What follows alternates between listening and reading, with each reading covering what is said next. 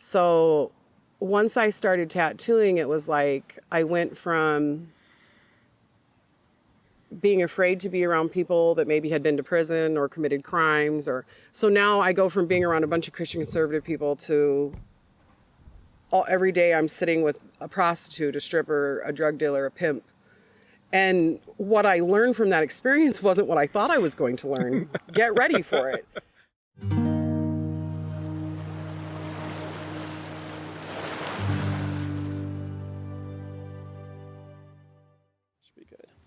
Yeah, I just slid the table over under the shade. It was like nice and overcast, and I wasn't worried about it. And then I was like, "Oh yeah, if you're out doing anything, yeah, I was really physical or whatever, then yeah, it definitely will get to you there." So, all right, cool.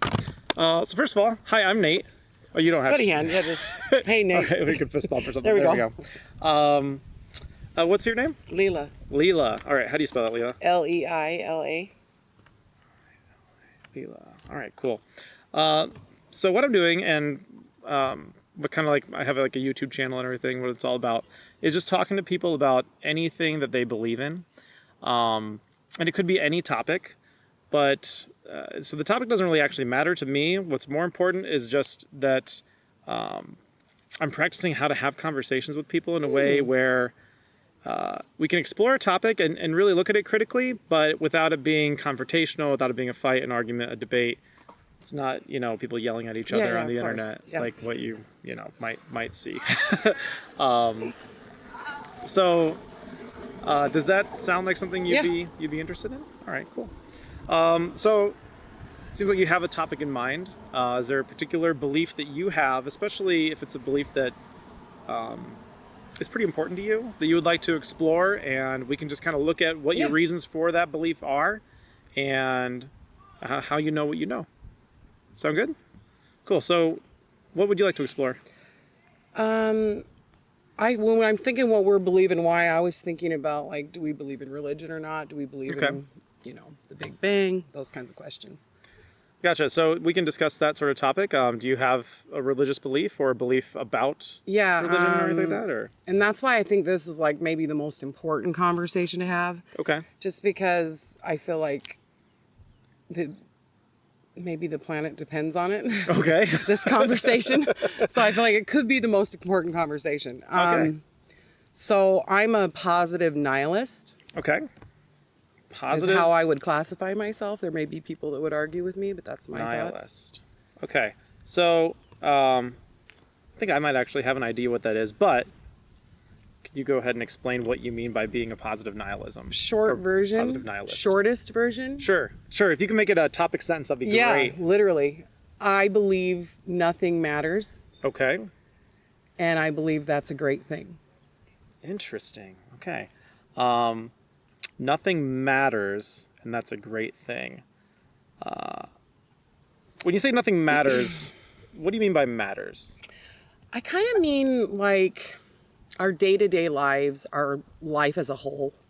Okay. As a human, the Homo sapien that we are. Mm-hmm. I don't think we matter at all. In fact, I feel like if you take anything else out of the ecosystem, we fail. Okay. As a planet. But if you take humans out of that equation, everything thrives. All right. And so this whole concept of going through life and everybody's preaching to you from a young age, you matter. Find your calling. You need to know what God wants for you. I'm sorry. No, you're fine. I should just move it. And I am preaching the exact opposite. And I'm saying, you don't matter. Nothing matters, really. So go live your life and do the best you can. People will tell you, they're preaching at you, you matter, all this other stuff. And your perspective on that is that you don't matter. Okay. When you say that, like, a person doesn't matter or we don't matter, maybe as a species, is that like all contexts, or is it just more like on like a grand cosmic scale? In the grand cosmic scale, we don't matter. Like, every species comes and goes from this planet, so eventually we'll be gone. Gotcha. And so is it possible still for like somebody to matter to somebody else? Yes. Yes. Okay. Of course, you matter to the people around you, the people you affect every day. Of course, and those are. I'm talking on the grand scheme of things, but yeah, I mean, in your day-to-day life, if we all want to live in this society of comfort that we live in the United Okay. States, yeah, we all have to matter to some level to the people and whatever around us. But I'm just saying, like, as a grand scheme of things, like, I go through life realizing that if I mess this up, this job venture or whatever it is, or whatever, it doesn't matter in the grand scheme of things. So there's just like peace going through life a Okay. little bit. I don't really have the stress like a lot of people do. Do you know what I'm saying? Okay. So this, you're saying this belief that that you don't matter on a cosmic And that's scale. a good thing. That's right. That's yeah. a kind of relieves stress to a certain level. Yeah. Okay. Yeah. Interesting. Okay. So what I'm going to do first is I'm going to kind of gauge your confidence on how confident you are in this belief that people don't matter on a cosmic scale. And then we'll explore the reasons that you have for that belief. But before we do that, if this belief changed, if you came to no longer believe that we don't matter on this cosmic scale, right? If you came to become less confident in nihilism, the positive nihilism, do you think that that would change your life in a significant way? I'd have had to have gone mad, but yeah, it would have definitely. I Okay. would be mad at that point. So you think that you'd yeah. have to be crazy to believe something else? Well, because the thing is when once you have, because I've actually done the research on this, and I spend Okay. a lot of time. Science is my biggest ally in this conversation, which is my only ally in this conversation, actually. I mean, you can't, once you know something, it's not like I believe anything, I know. Okay. So I know science to be true, at least what we currently have, the information we currently have, which is always growing and changing, of course. Okay. So yeah, I mean, you'd have to, basically, for me to believe otherwise, you'd have to disprove science, and I welcome you to try. Okay. So that's how I feel. Gotcha. Okay. So just hypothetically speaking, though, if you did change your mind, do you think that that would make you a more stressed person, or Yeah. yeah? Yeah, because I used to be that person. Okay. So I remember what that was like. And it took me a lot of years, and I don't want to get too detailed because I don't know where you're going with this. But No, that's fine. I mean, it whatever took you're a lot comfortable of with, years so. to get out of that. I'm turning 40 in 2 weeks, and you know, I spent probably the first 20 years of my life really steeped in that, believing that, being afraid. By that you mean? I mean, religiosity, or we could just say dogmatic views, dogmatic beliefs, indoctrination, things like that. Yeah. Gotcha. Okay. I just want to make sure that you're okay with continuing this conversation, because as we explore why people believe certain things, sometimes through the course of the conversation, somebody might reflect on their reasons for a belief and find that maybe they aren't as good as they thought they were, and so they could become less confident in that belief. Yeah, I like that. I just want to make sure that if that were to happen to you, it wouldn't like upend your life or something like that. Okay, so you're comfortable continuing on then? All right, cool. Just wanted to double check. So if I were to ask you, how confident are you in this position of positive nihilism? How confident are you? I mean, I don't think you could be 100% on anything, because that's just sort of the nature of the universe, but I would say I'm 98%. Okay. Yeah. 98% and... Just as in, because I don't believe anybody can be 100% sure of anything. So Okay. I have to leave a little bit. All right. I respect that. Leaving a little bit of room for, you know, Yeah. possibly Humble. changing your mind. Yeah, a little, that's what we call epistemic humility. I appreciate it. And what I'm doing is called street epistemology, which... I understand what that is. Oh, really? Okay, cool. Well, I'll definitely give you my card later, and you can subscribe and check me out. I will.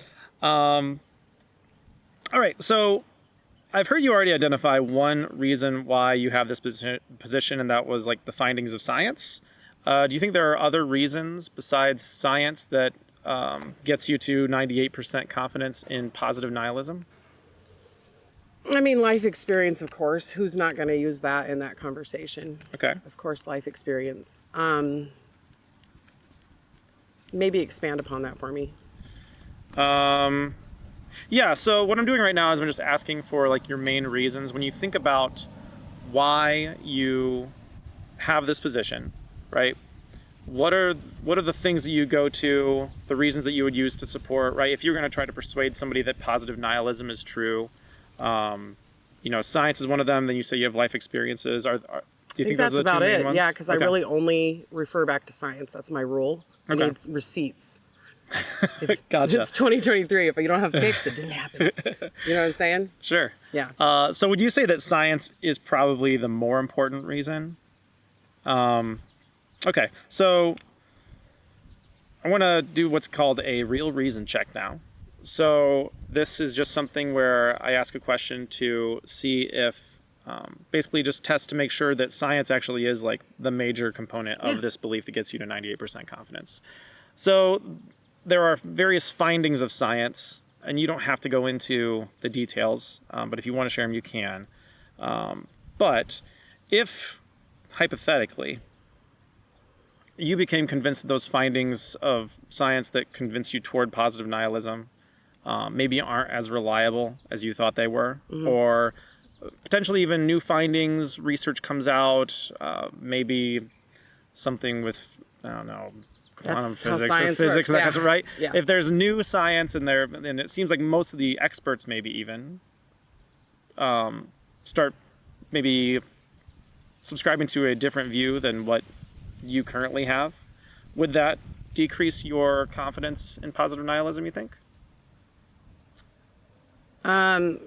I almost feel like you have to revert back to the initial answer, which was science, because the only way you can debunk science is with more science. Right. Yeah. Okay. So isn't that so the if there end was game? if there was more science Yeah, I mean came out, that's a part of science, right? yeah. Every day it's changing. We're learning more. We know nothing at this It's a point. process, right? Yeah, it's an iterative process, and Yeah, we're right at the beginning of that. yeah. Yeah. So I think, correct me if I'm wrong. I always want to make sure that Yeah. I'm understanding you. Yeah. And so I'm going to try to kind of summarize and see if Yeah. you agree, and if you don't agree, correct me. So I want to make sure I'm getting your view Okay. correct. So science is the main reason that you get you to 98% confidence in positive nihilism. And it sounds like what you're saying is it would take new scientific findings, better science, advancements in science to decrease your confidence. But, if that's what happens in the future, potentially, if there are new findings that maybe make us, that would maybe somehow refute this nihilistic, Yeah. we don't matter, Yeah. ultimately kind of view, that would decrease your confidence potentially? Yeah. Okay. Definitely. All right. I'm So- always open to Gotcha. expanding. Cool. So it sounds like that is a real reason, and that you're open to revising your position in the future. So I'm curious. You already kind of said you're not at 100% because you don't think you can be 100% at anything.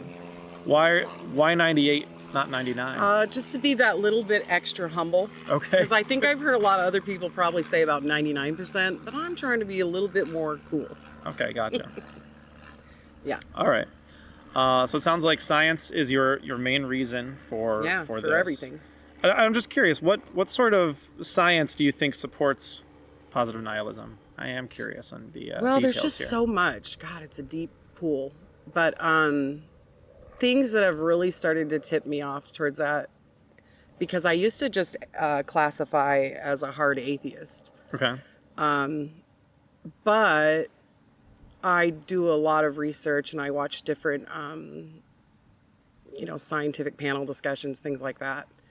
And basically, to what I'm understanding is,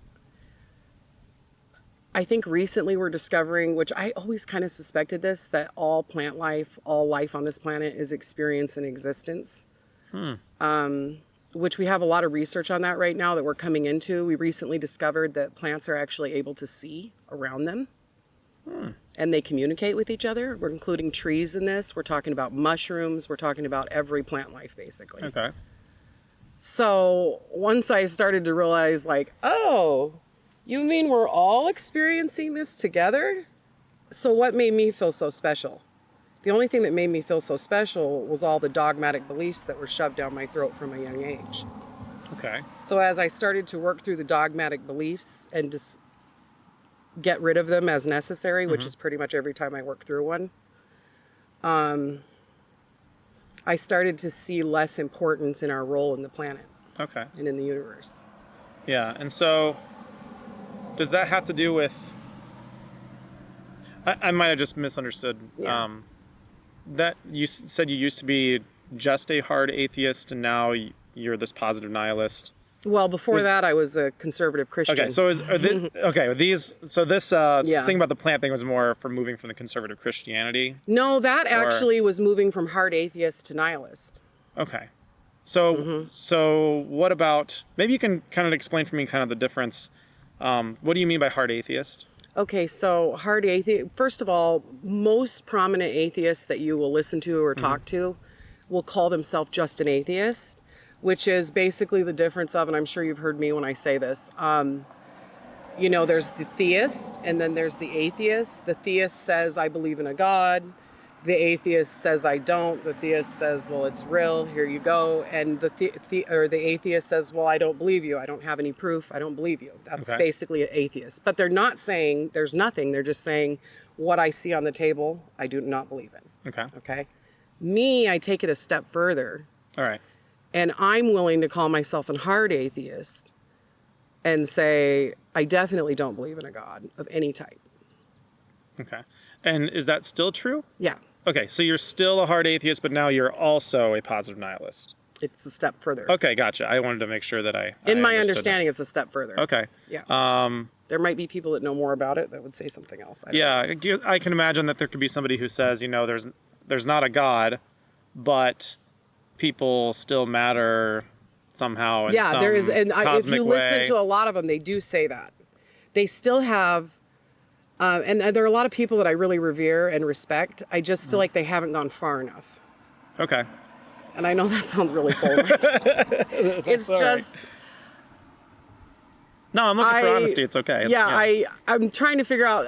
I just feel like I've had a different experience in life that's made me look at it a little bit differently than some people. And while those people had very similar experiences, mine was quite a bit different. But the thing that really has made me really start to understand, it was the understanding of humans and how they work and operate. And I only came to that understanding after being a tattoo artist for the last 14 years. Okay.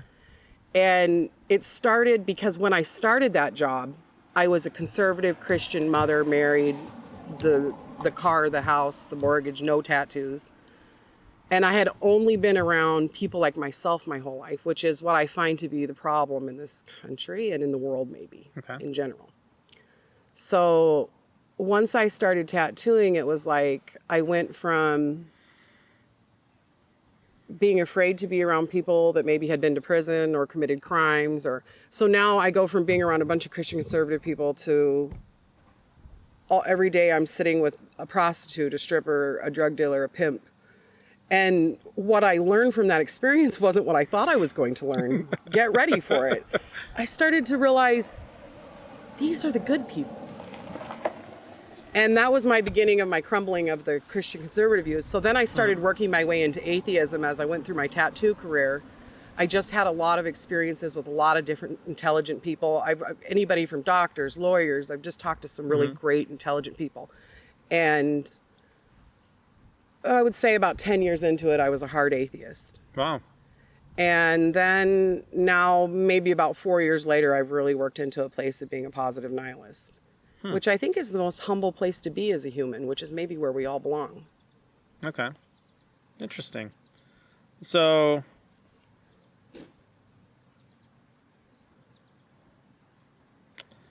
yeah, humility, that sounds like something that's really important to you, right? Do you think that, it sounds like you're saying that being a positive nihilist is a more humble position. Do you think that might be a motivating factor for you to hold this view as well? No, Okay. I really think it just goes back to science. That's literally my only deciding factor for anything. And I'm talking anything I approach in life now. Okay. Can I be clear on that, what I mean by that? Yeah, sure. Okay, just to expand on that just for a second. I just, this is a good scenario. Say, but I don't shop here, Walmart. But say you're in Walmart, because this is where this stuff happens. And there's this lady with 5 kids hanging off the cart screaming, and she shoves past me. My previous reaction, being either a Christian or just a atheist, was I was frustrated with her. I'm like, oh, I'm going to go reach back. I'm going to rip her hair out of the back of her head. Now when that happens, I just break it down to its most basic form of what it is in the universe. And that is, this is a gatherer gathering food for her young kids. And that's important to her. She's just a really good gatherer. And so now when that happens, instead of letting it be personal to me, because that's what I used to do when I was believing in, how special I am and all that, it's just like, let me get the fuck out of the way. Let this lady get her food. So do you find it easier to turn the other cheek now? Yeah. Yeah, that's the crazy part. That's the crazy part. Yeah. Yeah. Yeah, that's the crazy part. That's interesting. Yeah. Okay. So it really comes back to science, and you're willing to change your mind I'm if willing, science yeah, changes. and change. But I always go back to this because I'm sure you've heard this, because I also classify myself as a skeptic, which means, and by the way, I didn't used to be a skeptic. I used to be an atheist just based on personal, life experiences. Okay. I read the Bible thoroughly, which will pretty much turn anybody that way if they actually read it. I'm a stoner. I forgot what I was saying. Sorry. Yeah, you're saying that you're now a skeptic, right? And now it's different. Yeah, because it is different. Because before it was like you could say to me something like, well, they want us all to believe this because of that, and that would get me. I'd be like, if it was convincing, I'd be like, oh my God, you're right. They do want us to do that. Now you say something like that, and I'm like, so who's they? And do you have like a website you got this off of? Who wrote this article? Who was peer reviewing it? Like, I need receipts, folks. Like I said, it's like 2023. If you don't have pics, it didn't happen. So I need proof now. And so that's where I keep going back to science, because at the end of the day, you can say anything you want about anything, but if you don't have some science to back it up, I just don't. I'm open to anything, but you got to have the science to back it up. And that's everything. Everything. Because everything is science. Everything is science. Are there ways of knowing things, maybe not to like 98% certainty, but are there ways to be confident outside of science that you use at all? Or is it really just, I'm just thinking about like, I guess it might depend on your definition of science. Like something that I come across a lot. I kind of have an interest in biblical studies and history. I do as well. And what you often hear is that like, well, the scientific method is great for certain things, but for history, we can't run an experiment to know what happened in the past. We can't, set up a controlled trial. We can't have we can't repeat history. Right. So, like, what are your thoughts on maybe that conversation around that? I'm just curious. I like to ask people about that when it comes to, like, are there other ways of knowing things? Are there other ways of knowing things? I think it's okay to say I don't know. I think that's the big problem with this whole conversation. Sorry. Amen. Yeah, that's it. I don't know. Maybe I'm missing what you're trying to go with that, and I'm sorry if I am, but I just sometimes I think that's the problem with all these belief systems that all these different cultures and people around the world have. You've heard this, I know. If you're into epistemology, you've heard this. I'm about to say it. What was I talking about? Being willing to say that you don't know, and having it's like humility, if when I was a Christian or when I was a believer in anything, because you go through your phases getting out of Christianity. It's like, oh, well, I just don't believe in this God. And then it's, oh, well, I don't believe in most of the gods. I think it's the universe. And then eventually you get to that part where you're like, all right, Santa's not real, Tooth Fairy's not real, and neither is that Sky Daddy that watches us all jerk off. A lot of shame. Yeah, I think shame might be important. This is like the most dangerous thing that's ever happened to the planet. And I think shame is maybe where we start fixing it. I don't know. I'm fine with shaming people out of their bad beliefs that cause real damage around them. Yeah. Because the problem with like the belief set that everybody has with this religion, I'm sure you already know this, is that it makes you feel entitled to everything around you. It makes men feel entitled to women. It makes adults feel entitled to children. It makes humans entitled to the land, the trees, the plants, the animals around them, which we're all animals. I'm trying to get better about not referring to them as animals. It's like derogatory, kind of. I think we're going to get to a place where we as a society feel that way. So I don't know. It's just so bad. It's so bad. It's so cringy. It's so bad. Interesting. All right. Anyway, I might have got off track. No, that's all right. But it's okay to say I don't know. And that's what most people need to sit with, because thinking you know something, which is what religion offers you, or any kind of belief set, it makes you feel like you have the answers, and you don't. None of us do. Nobody knows 100%. And the sad part is we probably will never know, not in this society that we're currently in. Yeah. Okay. No, that's all right.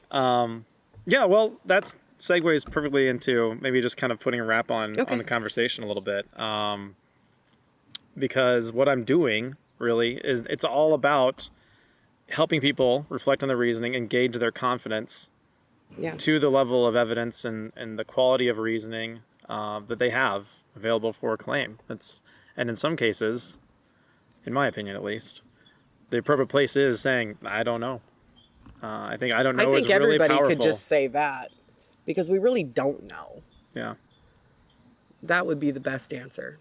But unfortunately, there's a lot of very toxic masculine males in the world that think they know everything because their testosterone levels are off the charts. Would you say that you know positive nihilism is true? Yes. Well, 98, right? I'm going to or walk are you higher? I'm going to walk off a ledge on that one today. Yeah. Okay.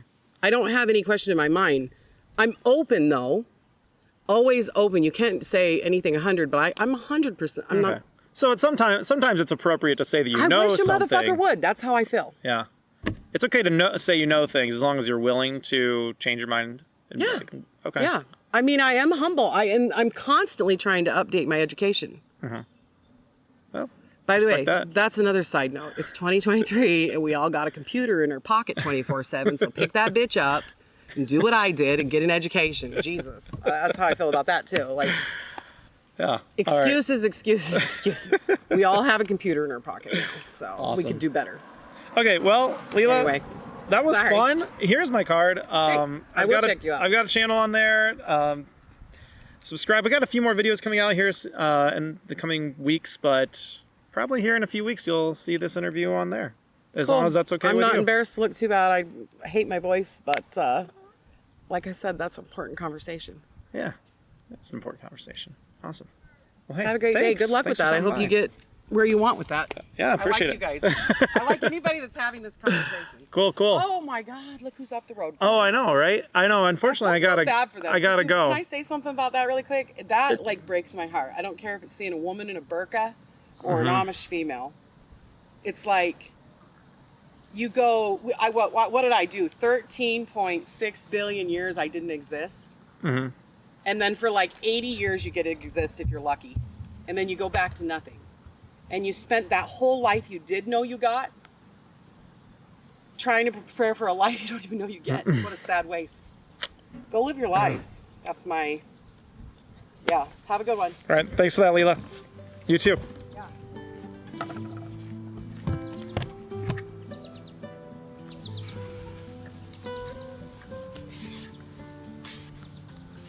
That was fun.